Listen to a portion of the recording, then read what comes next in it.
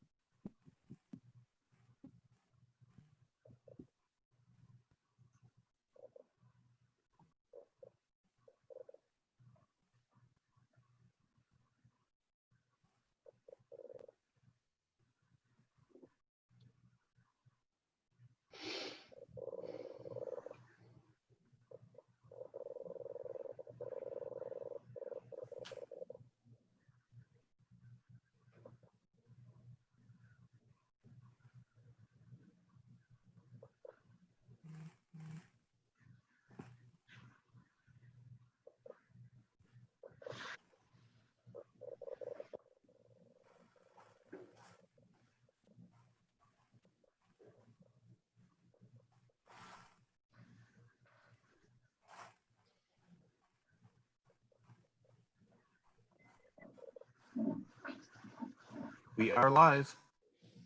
Thank you very much, Devin.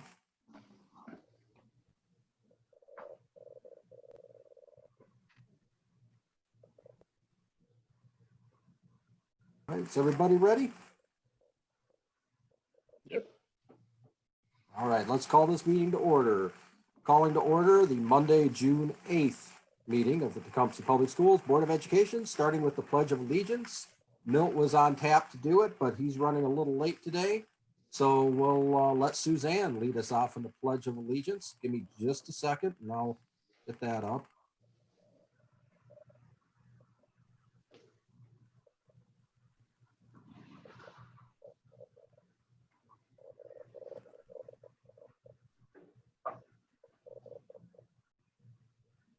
There we are.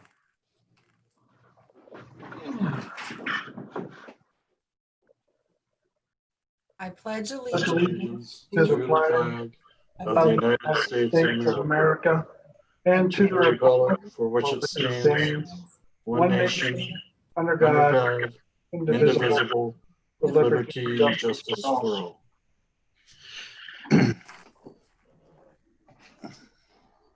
Thank you, Suzanne. Public comment on agenda items. We had no registrants for public comments tonight. Next up, revisions, approval of the agenda. Are there any revisions to the agenda, or could I get a motion to approve as written, please?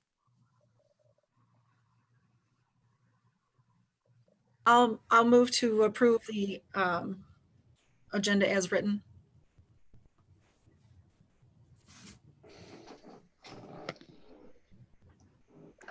I'll Support? support. Roll call vote. Tim? Aye. John? Becky? Aye. Suzanne?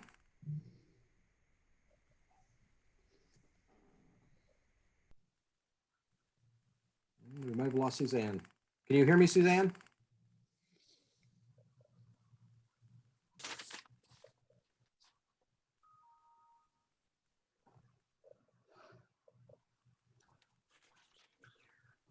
She can't hear us. Yeah. All right. I will vote aye, and we'll work on Suzanne.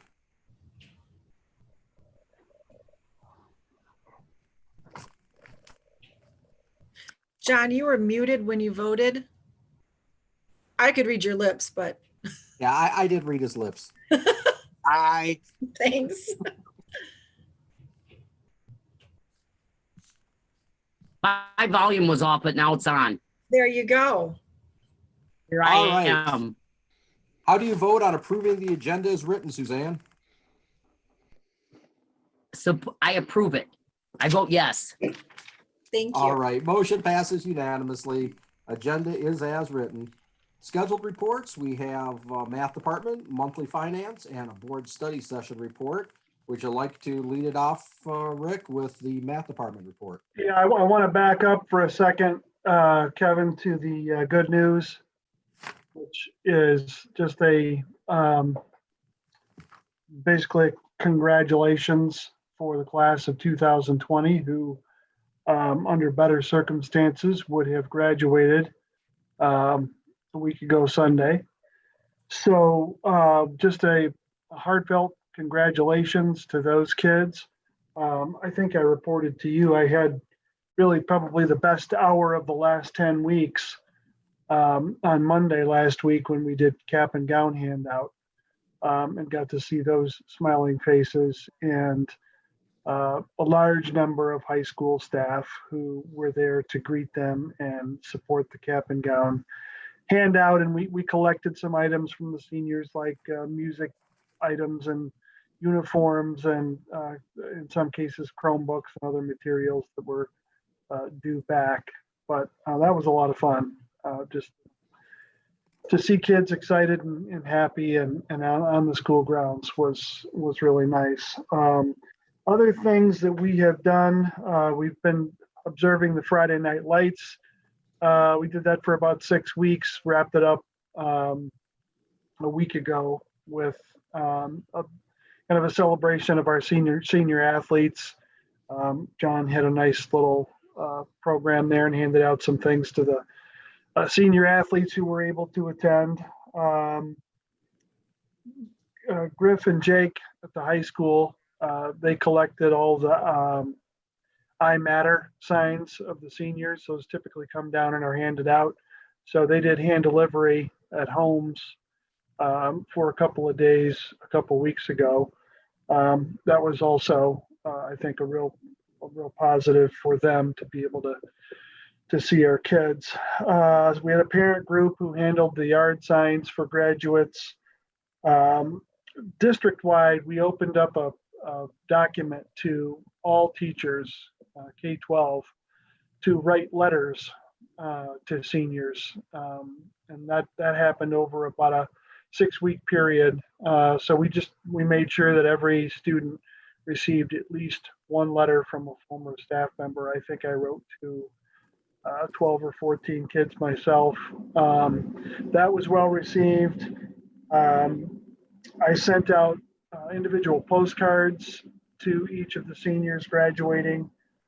Thank you, Terry, for getting those organized for me. We still have a couple of surprises that we're going to wait until graduation to have for kids. But, it's been a bit of a disappointing year, obviously, for seniors to not have some of those landmark activities, mystery trip and prom and things that they look forward to their high school career. So just trying to make a few things happen for them that would make it a little more memorable and spread those things out over time. So thank you to the high school staff, Mr. Mills, Mr. Anastasov, and the counseling department for a lot of the things that they've organized. And like I said, congratulations to our graduating class. We're still looking forward to a July 19th graduation. We're just holding off a little bit on the planning details because, as the situation improves and guidelines open up, that's going to really dictate what format and what venue we use for the graduation ceremony. So we have some ideas in mind, and we have some things that we know that we want to do, and we'll be communicating those details the closer we get to that specific date.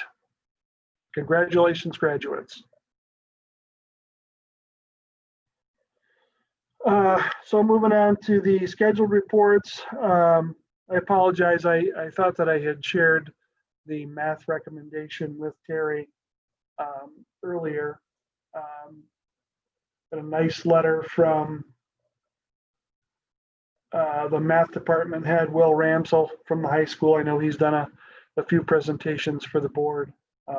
So there is a 2-page detailed process described by Mr. Ramsell that should be in your email box, and talked about last year's process and the pilot program and the success and some of the things that they are going to tweak.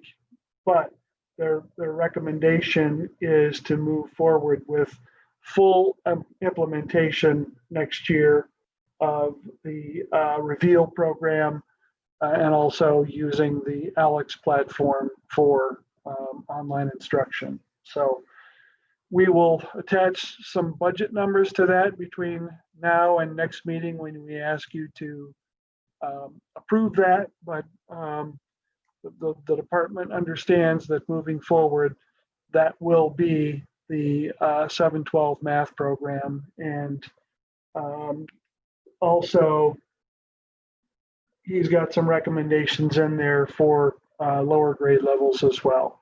So between now and the next meeting, read that over. If you have any questions, we can certainly address those.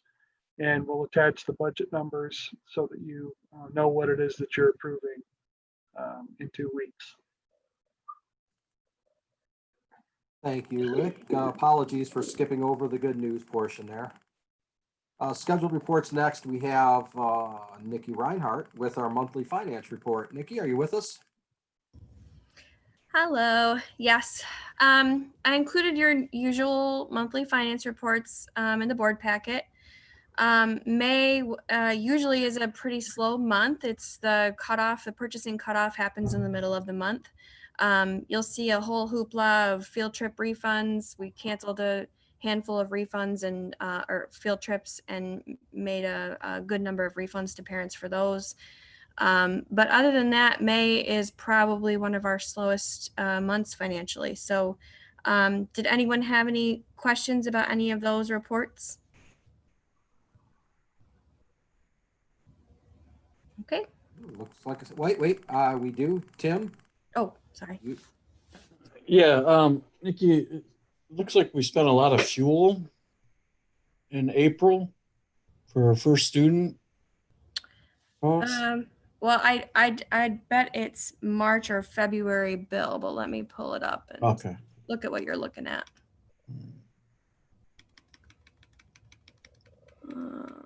Yeah, And then- we certainly didn't go anywhere in May. I know. I was like, well, we got $108,000 in fuel costs. So in April, I'm like, whoa.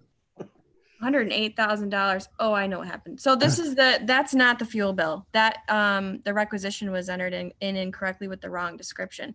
So that is the monthly bill for first student for their services. That's not fuel. Okay. All right.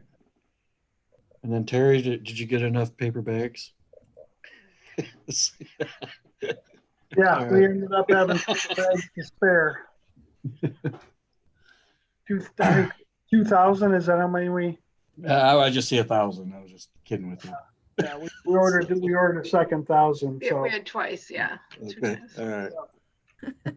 Just call me the bag lady, Tim. All right. Well, I'm expecting a lunch from you now. I think we're all going to get a brown paper bag lunch from you. So, yeah, that's a big lunch. yeah.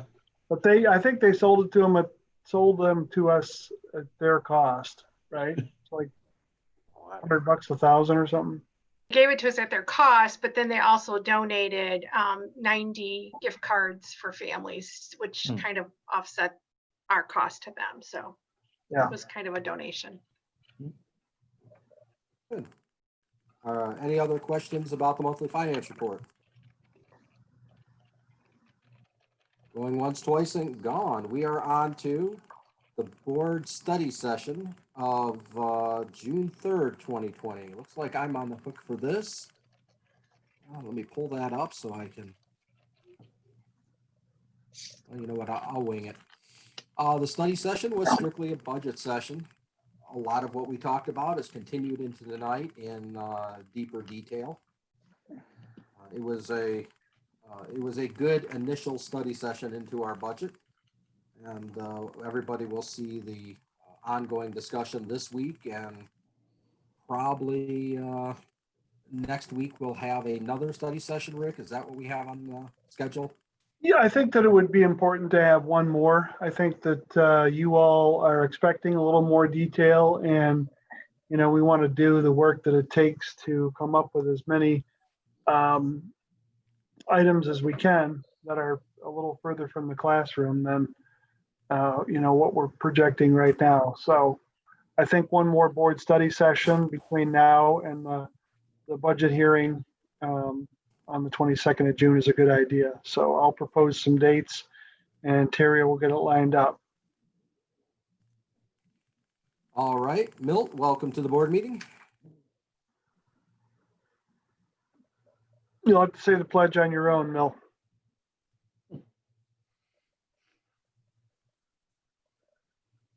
Oh, he's still muted. That's okay. Ah, there he is. There.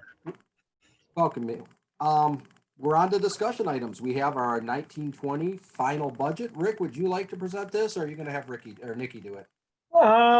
Yeah, I think I'll leave it to the professionals. So, Nikki. She's still there? Sorry, I was muted. Okay.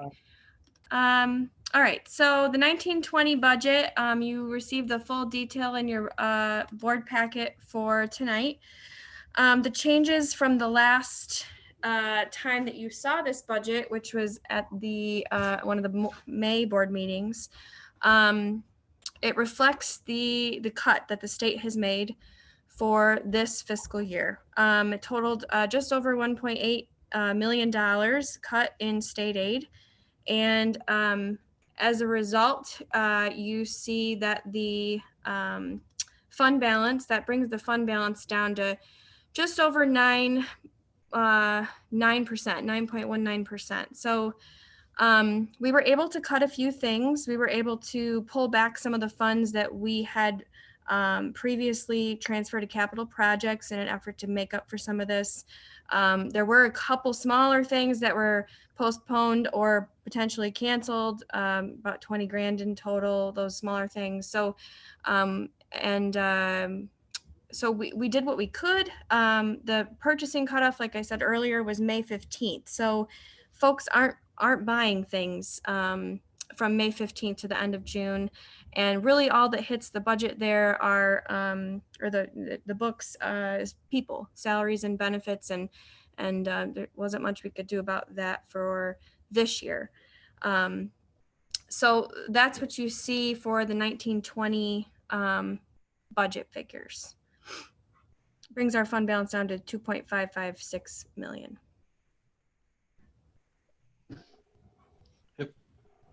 All right. Any question? It looks like we have a question from Becky. Okay.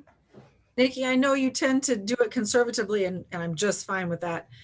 My question is this actual numbers, or is there still some wiggle room in this? There's plenty of wiggle room in here.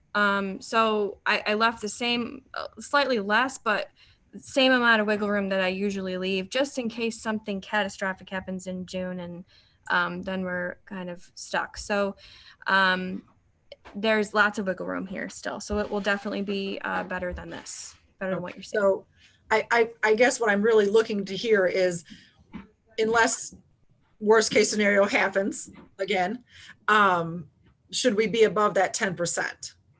It won't be above 10%. I would expect to add $250,000 to $300,000 onto this number in savings. So to be more realistic, but I think that's just under 10%. So still under. We're still in better shape than some schools. I know. We're fortunate we had it to. Yeah. So thank you. Yep. Tim, you had a question? Yeah, have we gotten confirmation from the state that they are going to deduct $700 a student, or are we just still guesstimating right now? I haven't seen any confirmation from the state for a final number.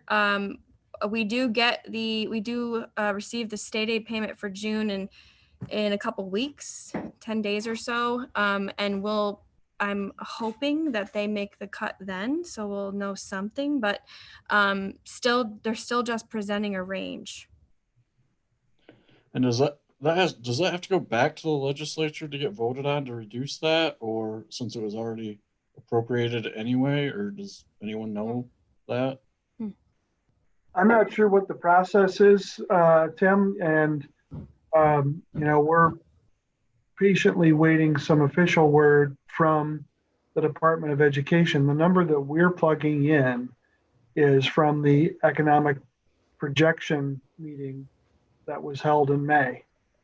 And since it was held, we have been using that round number of $700 per student, but there's been no further guidance on the specific number or if there's going to be a way to avoid that cut. Yeah, I guess I was just wondering because it seems like they already appropriated the money for this year, and the House and the Senate approved it, the governor signed it. So I'm not sure what her powers are with the MDE to be able to pull that money back without going back to the House and the Senate to get that done. Or Right. if they just do it going forward for the next year kind of thing. So. Yeah, and that recommendation, like I said, it hasn't come from the office of the governor. It hasn't come from the legislature or MDE. It's just a recommendation that was made by this budget projection committee. Okay. Okay. To interject here, our attorney, Mr. Ray Davis, is with us tonight, and if he'd like to unmute himself, I believe he has something to say to the conversation. Well, I was just going to say, and I didn't listen to the revenue sharing conference, which was on May 15th, that I think Rick has referenced. Nikki, you may have listened in, but my understanding is that there was a recommended, or it was expected that there was going to be a deduction in the range of $680 per pupil.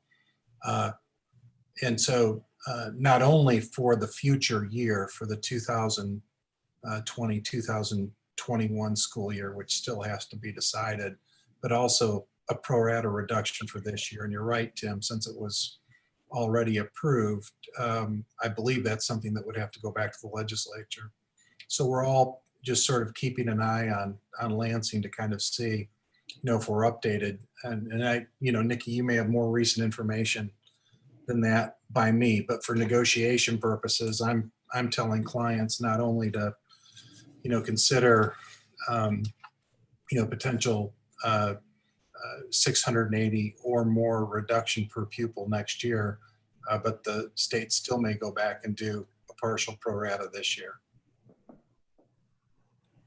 Okay. All right, thank you very much, Ray. Any more comments or discussion on the 1920 final budget? All right, moving on, we have our 2021 budget projections. I assume Nikki will be addressing this also, Rick?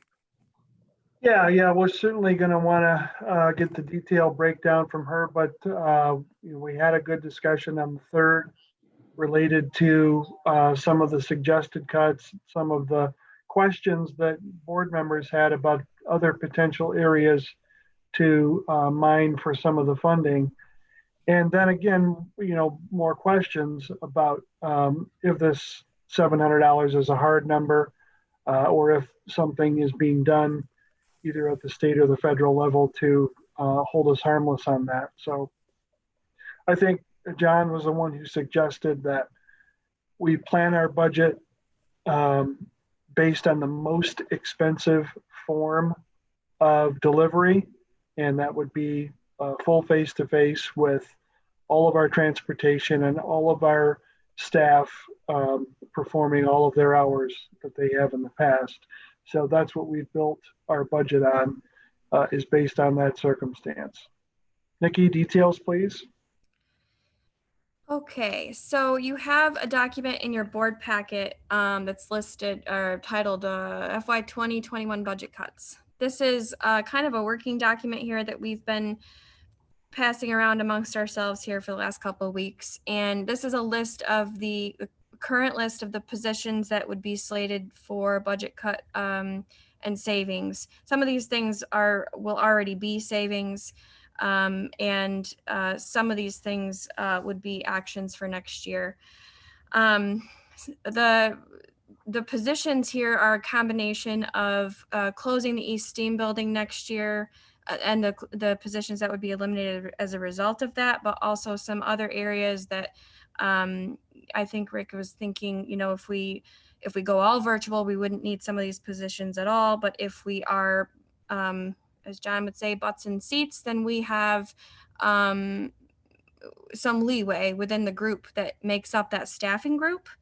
The transportation savings there, that's the 3.5 routes that that Ben Newsom has told us he is looking to reduce next year, plus the excise tax savings. We would reduce contribution to capital projects by 100,000, and that would actually put our contribution to capital projects at the same level that it was at the beginning of this year. So we had bumped it up this year, and we're proposing that we bump it back down to what it was at the beginning of this year, which was $200,000 in total. The director of operations, the assistant director of facilities, those positions were slated to end June 30th, and then the last line there. So there are these, that's a total of, a little over $1 million. We have only $800,000 to go. So we've got some ideas there, other areas to consider. I know Rick had mentioned the certified staff and waiting on evaluations. I think those were due last Friday.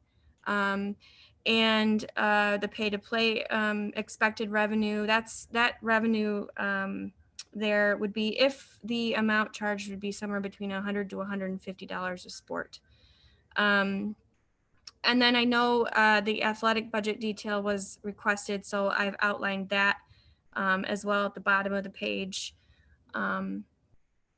So it's a little difficult. I mean, I know you received the full detail for the final revision, and we're really $800,000 high for the proposed. So that's kind of where we sit, I guess.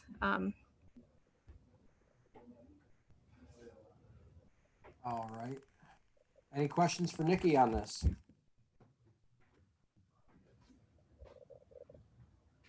And as I said earlier, this will be part of our ongoing workshop series for the board, drilling down into our budget. We'll be dealing with these and other things in greater depth, and we'll be revisiting this again at our next board meeting also. So it is certainly not something that needs to be rushed tonight.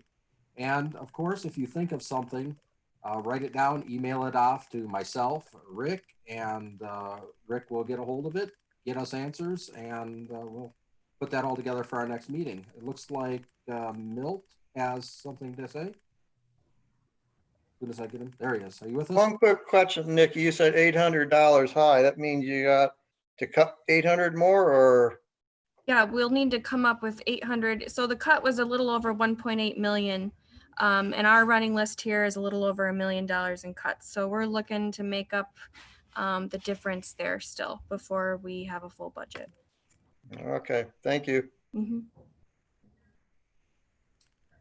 Last call. Any other questions for Nikki or Rick on this? Quick, just under other areas to consider, reduction to building level. What amount is that? Is there a dollar number for that? Yeah, so currently they receive $65 a student to spend in the classroom.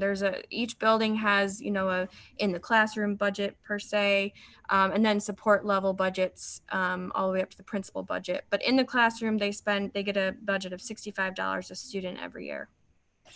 Okay, thank you. Mm-hmm. All right, John? One of the things that we talked about in the budget meeting was the fact that we're probably going to have to hire more custodians, or at least have more cleaning crews. And I don't see that added to this.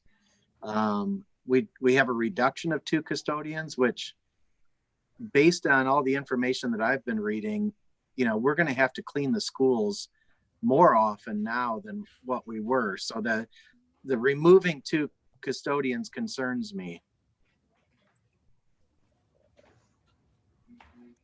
I think, now I'm drawing this from my memory, but I believe Rick and I did discuss that at one point, and we started the year off with not enough custodial staff.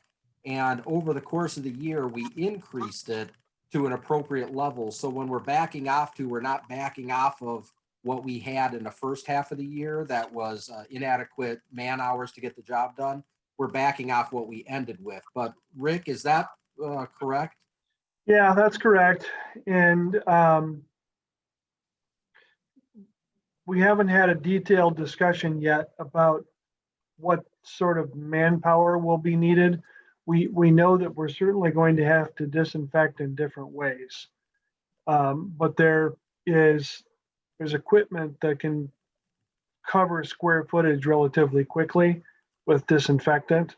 So we're looking at that as a possibility instead of human capital. All right, does that answer your question, John?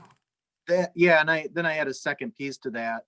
I know that we've talked about some redundancy in positions. Tim mentioned it a couple of times, especially in the STEAM centers. Have we had a chance to dig down into that at all? Our process for scheduling will be to look at a schedule that is based on the staffing level that the budget provides. So once we know what number it is that we have to shoot for, then we can develop a schedule, and then we have to, of course, look at the evaluation list and look for the areas where we think we can do an adequate job with potentially fewer staff. So we have to have the idea of how many staff we're going to have before we can create a schedule and identify what positions might be able to be removed. I know Okay. that sounds a little backwards, but in this case, we sort of have to start with the end in mind and then build the schedule. And that relates to making sure that buildings, right now the contract language calls for the planning time per staff member to be consistent in each building. And we have to make sure that that's the case. For instance, last year in the STEAM centers, the common number was really sort of uncommon. There were some teachers who had a little more and some people who had a little less. That had a lot to do with shared staff because there were, especially the musics, were shared between Compass and the STEAMs. So in order to build the schedule, we kind of need to have an idea of how many certified staff will have to go into this budget and then determine if by the time we're all done with all of these budget ideas, we determine that we only have to eliminate 3 positions. Then we can build a schedule based on 3 fewer positions and decide exactly specifically who those people are that would be at the bottom of the list. And then on the flip side of that, do we know our capacity for the TVA right now as far as students versus staff? I don't know if we have a capacity number. If we increase the TVA and we're talking about, TVA delivers curriculum pretty well 7-12 as it is. And through this planning process for next year, we're developing something that would work well for K through 6 in a full online environment. So if that number comes up, if the state determines that it's okay to open your doors again and go back to school, but there are still some families, and according to our survey results, it's between 10 and 15% of families who would at least consider not coming back to school. If we had to take that, let's say it was 10%, just for a round number, if 10% of our kids transferred to the virtual academy, that would be about 260, 270 kids added to the virtual academy.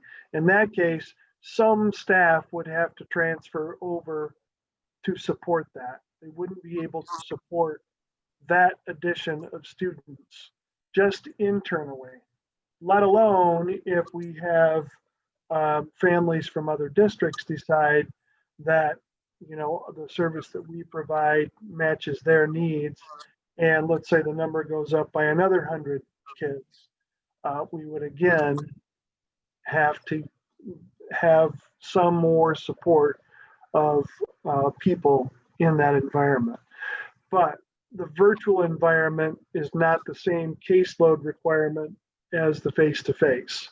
So it's not exactly, you know, you don't think in terms of every 25 kids in the virtual environment equals a teacher. It's more like plus 10 or 15 kids in the virtual environment.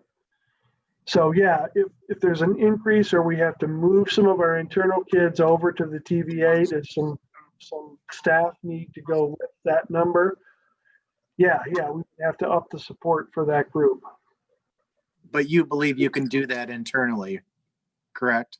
I believe we can. Okay. We're talking about how that would be, but what would be nice is if you could guarantee that there was going to be a number per grade level, and you could say to a third grade teacher that we're going to reduce the live version of instruction by one person in third grade, but we're going to transfer that person to the online environment. And then let's say that at some point during the school year, we have a medical advancement and there's kids getting vaccines, and now all of a sudden we can shift that group back from the virtual environment into the classroom environment. That sort of scenario would be fantastic, but there's no way to know how many kids in a particular grade level or even an age range would be in that group of families who say, no, we don't want to come back face to face. So we have conceptualized how to do it by grade span, but not grade band, and you know, get some teachers in the right certification levels that they might be able to handle multiple grades in the virtual environment. Like I said, the ideal thing would be to identify specific teachers so that if their kids came back to the live environment during the school year, they would just pick up right where they left off in the virtual environment. But it's not going to be as clean as that. So we're thinking about that in our logistics committee and in the action plan committee to try to figure out just how that might work. Thank you. Yeah. All right, Becky?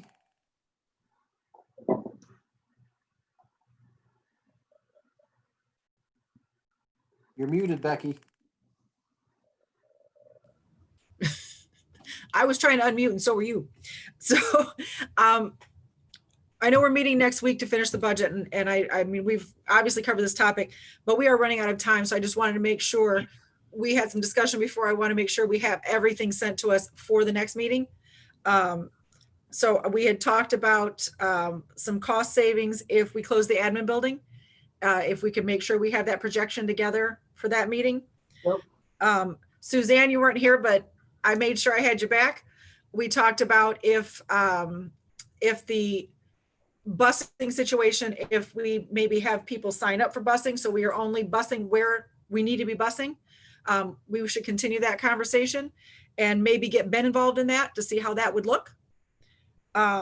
We talked about contracts. We need to see the contracts. So all that stuff I would really like to have together for the next meeting. We are running out of time. We need to make these decisions. We've got $800,000 to cut, folks. I do have some numbers on closing the administrative building, and I'm just trying to make sure it made it to you guys in this email. But okay, so we had part of the large savings that we had projected back when we initially talked about closing down the board building was the staffing to clean that board building. So the savings to cut that isn't as large as it was originally. Okay. Because we would still need that custodian to move over to whatever building we're in. If it's east, we would still need that custodian in this case to move over to east and clean up after us. Whereas initially we were talking about, potentially putting those staff in the high school or finding some other existing building that already is staffed with custodial. So the FY 1920, the budget currently to maintain the board building, which would be all but eliminated almost if we were to do this, would be a savings of $46,014. So if we were, however, we'd need to maintain the minimums for utilities and grounds. And so I estimated that to be about $8,000 to do that year round. So we're only looking at a savings about $37,464 to close the board building and then move that staff to east if we were to do that. Well, the other thing that I was thinking of was so we also have a whole host of community groups that use the space in the board building. So those groups would also need to, find space elsewhere. Lenaway's Child, the CLC, Learning Cove, etc. Groups that do tutoring and Wednesday morning play groups and things like that too. well, it sounds like some discussions to have.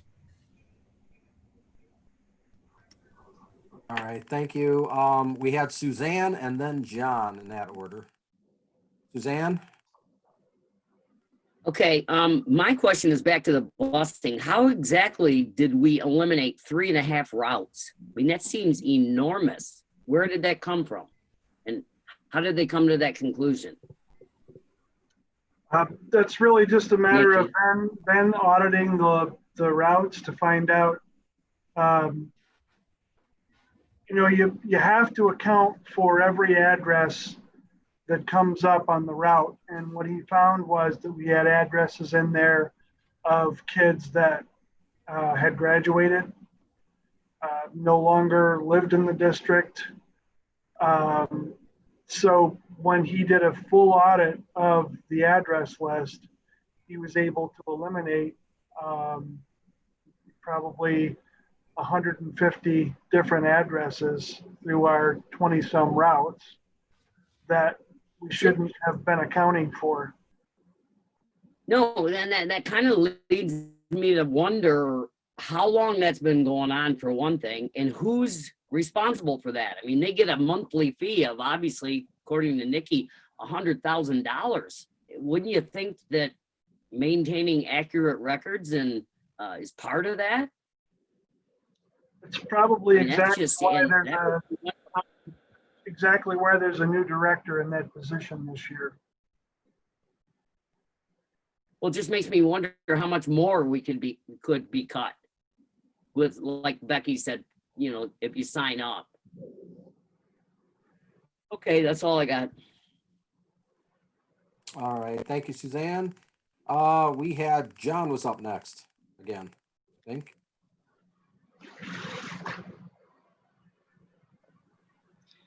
The other part of that, Suzanne, was eliminating east busing. That was part of that 3.5 routes by closing east. So it was getting rid of old addresses and removing east from the route.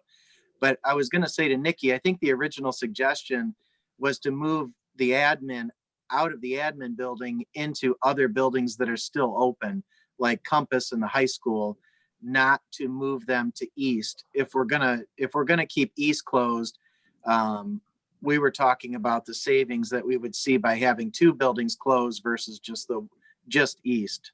Okay. So, I think there's one custodian in that building. Run us about $27,000 additional then, if that were the case.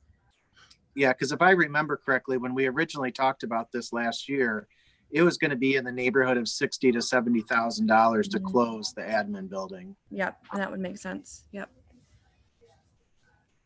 Then we did have the issue that Nikki brought up. The other tenants in the admin building are community partners like CLC. That's going to leave them homeless unless we have extra space in the high school to house them also. Compass has space. There would be some openings in the Compass building for the Learning Cove and for CLC. Without putting the preschool there, we open up a little bit of capacity for, 2 or 3 rooms to share with others. Okay, so that was taken into consideration. At the next meeting, could we have an evaluation of closing both the buildings as opposed to closing the admin and moving the tenants over to the East Center then? Sure thing. Well, Thank you very much, Nikki. Thank you, Rick. Were there any other questions, any other comments on this? All right. Moves our discussion up to our next item, which is the most amusing thing on our agenda. Additional time forgiven for the 2 days for the 1920 school year. Rick? right, the pupil accounting person at the ISD level notified Terry a couple of weeks ago that it looked like Tecumseh still needed to ask for forgiveness for 2 days. I don't pretend to understand why. We had called 6 snow days up to the point of the school closure by the state. But apparently we had to apply for 2 extra days. Terry handled the paperwork. I signed it, we sent it off, and in very unusual state circumstances, they turned it around in about 2 weeks and we got our approval via email. All right. Any comments or discussion on that item? Looks like the chessboard is clear, so we're going to move on to, we have a donation for our sculpture garden. Mr. Hilderly, details? Yes, just thank you for the donation from that individual. I'm not sure the pronunciation on the last name, Peter Schnack. And that money will go to support the nicely developed sculpture garden at Tecumseh High School. Thank you, sir. That'll bring us to our action items for tonight. The first action item is the food service contract extension. Could I get a motion on that, please? I hereby move to approve the 1-year contract extension with Aramark Food Services for the 2020 through 2021 school year as approved by MDE. Support. Roll call vote. Suzanne? Aye. Becky? Aye. Tim? Aye. John? Milt? Aye. And Kevin, aye. Unanimous support passes. Next action item is policy number 8450, which is an update to the control of casual contact communicable diseases. Motion on that, please. I hereby move to approve the board policy number 8450, control of casual contact communicable diseases. Support. Roll call vote. Milt? Aye. John? Tim? Aye. Becky? Aye. Suzanne? Aye. And Kevin, aye. Unanimous support, motion passes. Next action item is the LISD Shared Business Services Contract. Could I get a motion, please? I hereby move to extend the current shared business services contract with the LISD, which expires June 30th of 2020, for an additional time not to exceed 3 months, which will help with the transition of services to TPS. It is further agreed that TPS will pay the daily and monthly rates as set forth by the LISD for these services through September 30th of 2020. Support. Roll call vote. Suzanne, Aye. Becky, Aye. Tim, Aye. John, Milt, Aye. and Kevin, aye. Motion passes, unanimous support. Last item for action tonight is acceptance of the donation for the sculpture garden. Can I get a motion?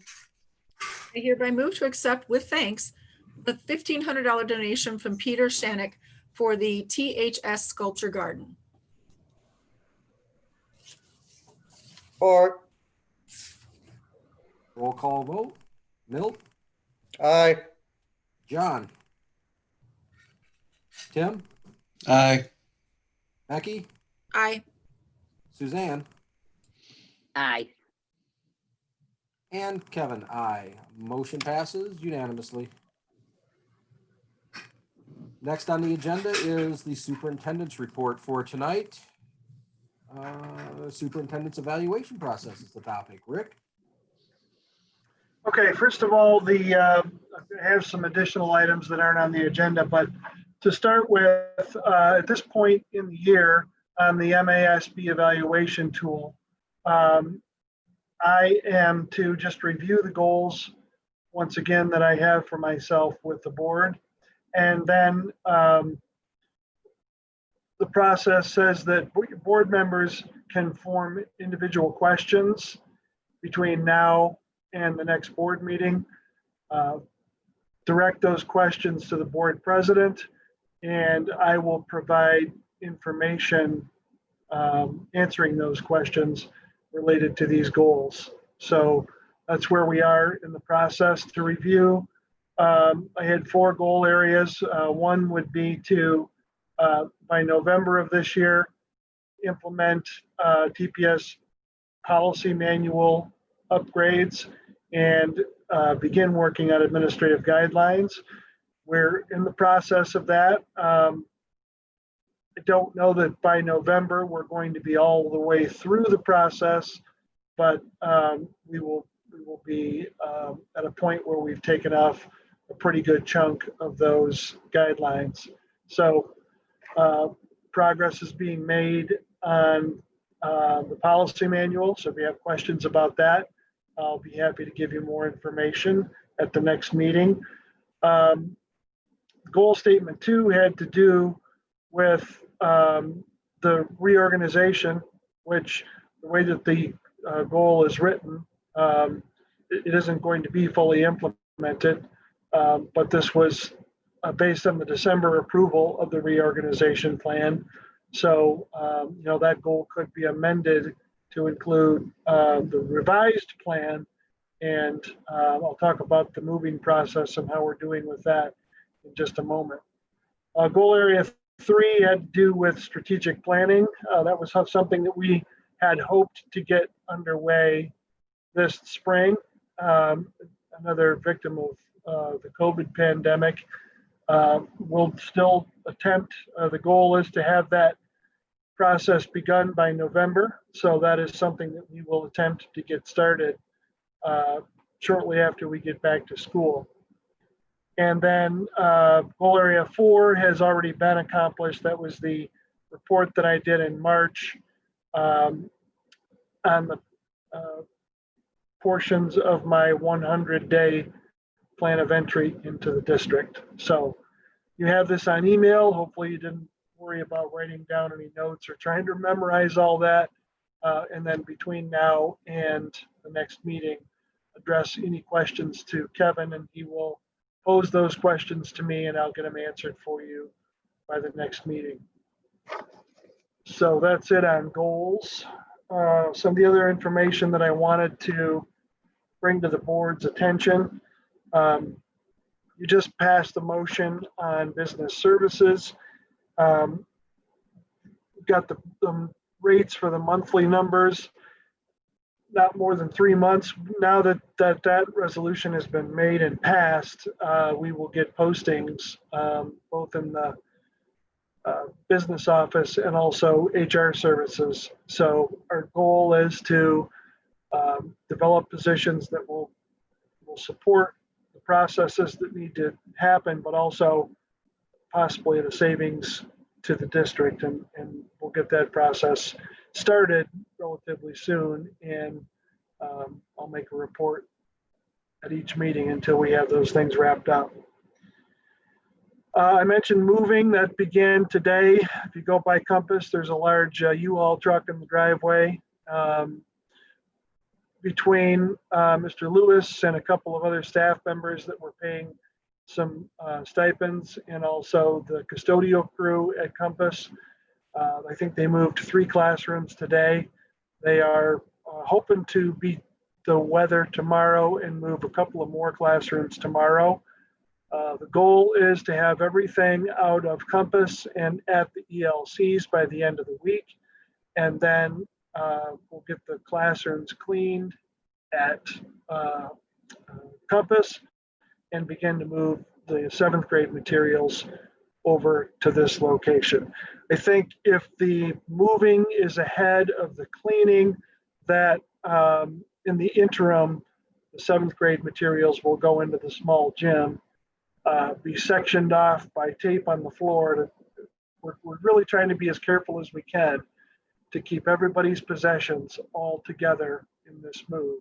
So that would be moved into the gym, specifically identified, marked off, and then when rooms are clean and can receive the teacher items, then they'll be moved into the classrooms. So that process seems to be going well after one day. Things looked good. Item handout for individuals who had things left in buildings. That process began today. The feedback that I have from the administrators is that things were smooth, on the side of quiet compared to chaotic. We're hopeful that quite a few people show up tomorrow because we got a lot of bags, with a lot of kids' names on them that haven't been picked up yet. But tomorrow is the day that includes the evening pickup.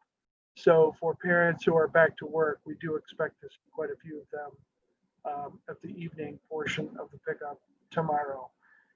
A lot of help from staff on that. Teachers have volunteered, and they're masked and gloved and participating in that. But when I observed today at the 4 locations that I went to, again, a lot of happy kids wanting to see their teachers, which was fun. The Distance Learning Action Committee will meet for its 3rd meeting on Wednesday. All of the breakout committees are meeting throughout the week.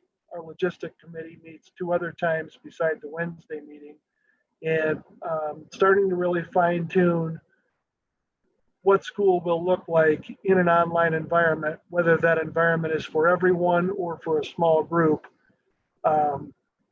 So the next phase of the plan will be for the administrative team to wrap up all those details and then begin communicating that to our families. Once we have more guidelines from the state on what school is expected to look like. So a lot of good work there being done. Tomorrow night is the first meeting for the Building Futures Committee, the community-based action group that will be studying our facilities needs. That first meeting is going to be in a Zoom session, which is not the preferred method, but that's just the way that the world is right now. And then another session later on could potentially be allowed to happen in person. So trying to stay on track with that group making a recommendation later this fall on potential upgrades to our facilities. And I'll be giving you updates at each meeting following one of those meetings. And then lastly, after making the decision to close childcare for the summer, new guidelines from the state and an application to reopen your childcare if you so chose was given. So we made that application, and we have lots of families who are interested in coming to us for summer childcare. So there are some stipulations for who can be involved with that, and Joanne Lipe, our child care director, is looking into that I've given her the green light to explore what options families might need and get opened up if we can meet the guidelines that have been outlined by the state. So I think that's all the items on my list. If you have any questions about that, I'd be happy to answer them. Otherwise, that's it for me. All right, thank you, Rick. Any questions? Oh. Looks like Milt. There you are, Just Milt. one question about graduation. Can you kind of give us an update or, I mean, so we can plan our summer?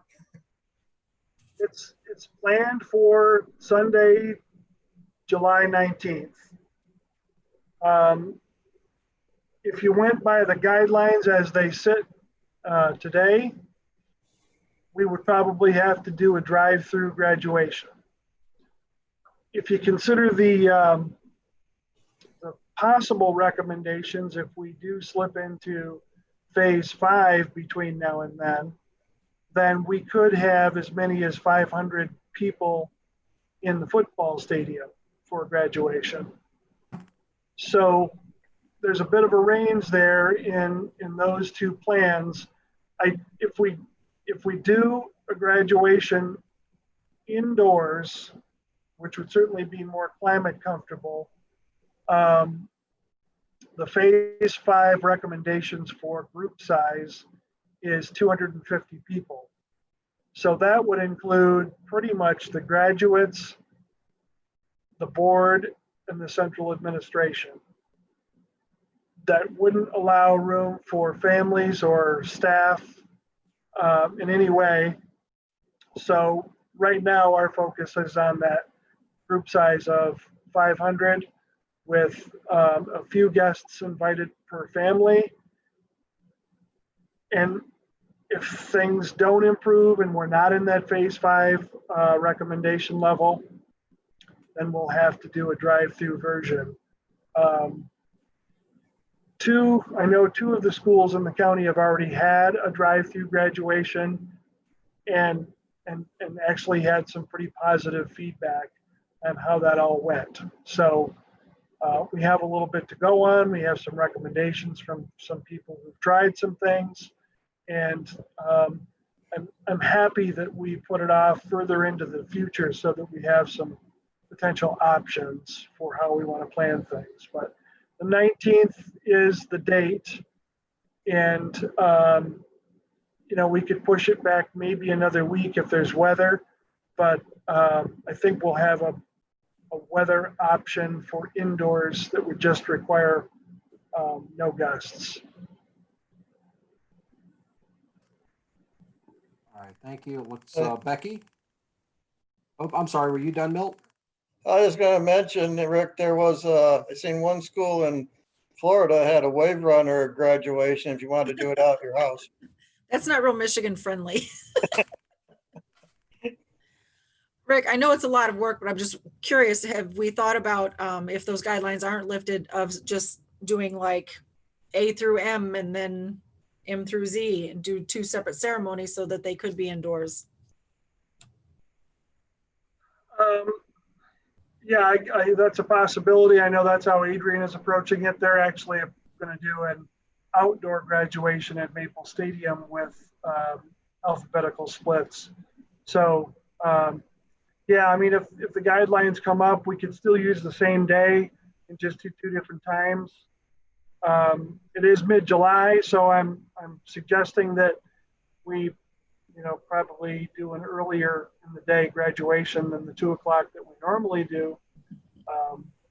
But yeah, I mean, we could have the bulk of the staff and administration in place and just change out the graduates and their families if we have to. It would be a long day, but I mean, we all know how important it is, and it hasn't been a fair year for them. Griff is working, he's working mostly on those sorts of things with the senior class officers. Right. And really trying to satisfy the recommendations of that group. Okay, thank you. John? I had another thought. Sienna Heights has a really big field house. I don't know if we could think about, reaching out to them and see if we could use something like that as well. I know it's not quite the same, but if we needed to do something indoors, that's a bigger facility. Right. Yeah, I mean, I would want to do that if there were guidelines that would allow us to have more participation. But if it's 250, whether we go there or use our gym, then I think the kids would just choose to stay here. Right. All right. Thank you, John. This will push us on to our consent agenda for tonight. We've got a couple of minutes and a monthly check register. Could I get a motion to approve the consent agenda? I hereby move to approve the consent agenda, which includes the following items. Minutes from the Board Budget Committee meeting of May 28th, 2020. Minutes from the Special Board Study Session meeting of June 3rd, 2020. And the monthly check registry for May of 2020.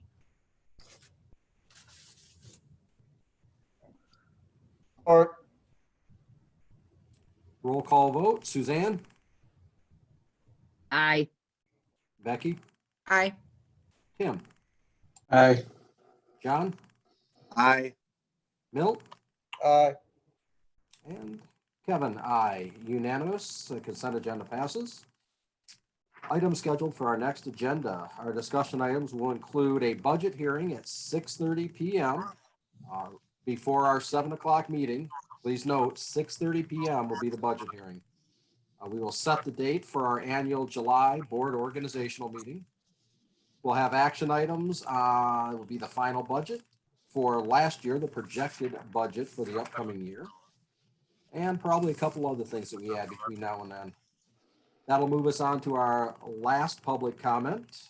We had no registrants for the last public comment either, so we move to board member comments and discussion.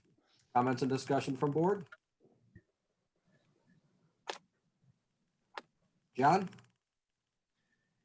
Just a quick question for Rick. I was reading the letter from the math department, and I don't know if I was the only one that thought this, but last year, after we got a presentation from the math department, I thought all teachers 6 through 12 were going to be using this program. So I want to make sure that next year, all of our math teachers are using the same program. And then I was also curious as to what we're doing with getting the 5th grade teachers involved in this process, because I noticed there were some additional items for 5th graders that would tie into what we're doing in our 6 through 12 group. Yeah, the 5th grade has been kind of that swing group in the math curriculum conversation. And I know that the department has struggled with that, trying to bring them within. They've had some input.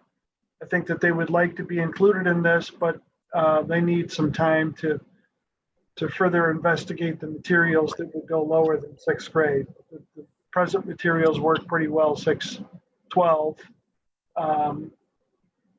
The other stuff, I think that they would recommend the same company because it is a feeder program, but we'd have to get teacher input on that.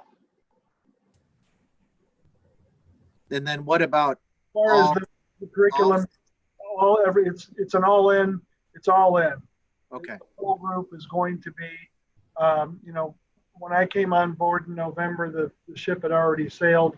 I was told at that time that there wasn't, in the pilot program, there weren't enough licenses for everybody to participate. If we move forward with this curriculum, we will have the adequate licenses. The training will be mandatory and the use of the curriculum will be mandatory. The pilot program, we could have purchased additional licenses though, correct? I believe that we could have, but we didn't. And the year started off without everybody on board. So I just want to confirm that the reason that they weren't using the program wasn't a licensing issue, it was a choice issue. That part I really can't confirm, John, but I think that you're right. Okay. All right, thank you, John. Becky? That wasn't what I was going to comment on, but I'll get back to mine. I'm going to just back John on that. I know, Rick, you weren't here, but I believe, at least when I voted as the board member, that was going to be a program for the entire, it was not a pilot program. That word wasn't in the vocabulary. So it is what it is. This coming year, we know it's going to be used, and that makes me very happy. Seems to have been a great program, and I'm glad that we approved that. But what I wanted to say was I wanted to thank Rick and all of our staff for making the senior year as special as it could be. Your good news was good to hear, and I'm glad we've got some more things coming. It's been a rough year for everybody, but I really feel they got shortchanged. So thank you for all of you putting in all that hard work. Griff and Mr. Anastasia for dropping off the information you were talking about and the letters that you teachers have written. That's awesome. Thank you. Yeah, the one that I forgot to mention was the Griff and Jake provided that sign, the banner that's hanging downtown that says congratulations, graduates. They did that on their own, and that was a surprise to our graduates. That's awesome. All right, any further board member discussion? All right, the Hollywood squares are quiet. We're moving to an adjournment to close session pursuant to PA 267 of 1976, Section 8, subsection H, to consider material exempt from discussion or disclosure by state or federal statute, i.e. attorney-client privilege information. Could I get a motion to adjourn to closed session, please? So moved. Support. Roll call, Suzanne, Aye. Becky, Aye. Tim, Hey. John, Aye. Bill, Aye. and Kevin. Aye. The board is in closed session at 8:14 p.m. I will join all of you in a minute.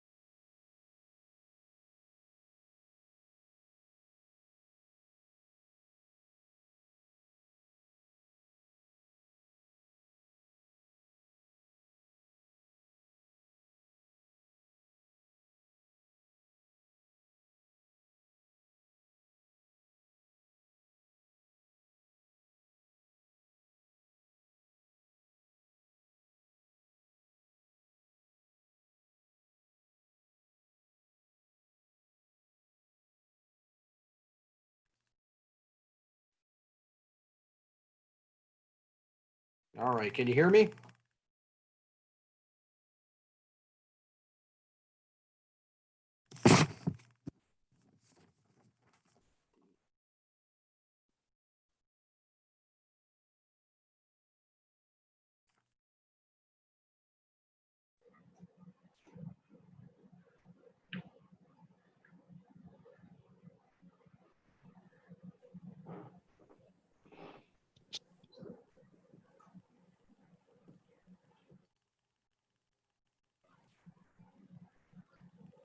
All right, everyone should be back and able to unmute themselves. The Board of Education is back in session at 9:15 p.m. We have action on the some of the closed session topics. Can I get a motion, please?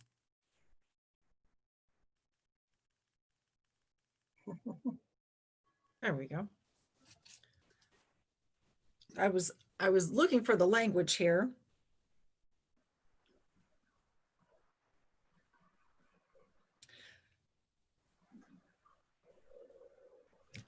And I believe this is it.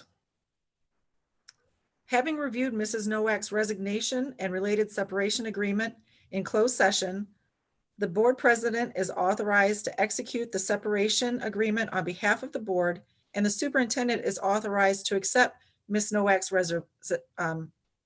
resignation.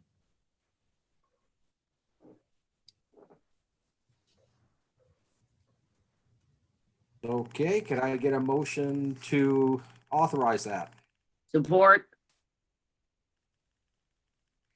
Good, roll call. Milt, Aye. Becky, Aye. Suzanne, Aye. John, No. Tim, Aye. Kevin, aye. Motion passes 5-1. That brings us to our adjournment for tonight. Could I get a motion to adjourn, please? So moved. So moved. Support. Support by Brooks. So moved. All in favor? Aye. Support. Aye. Aye.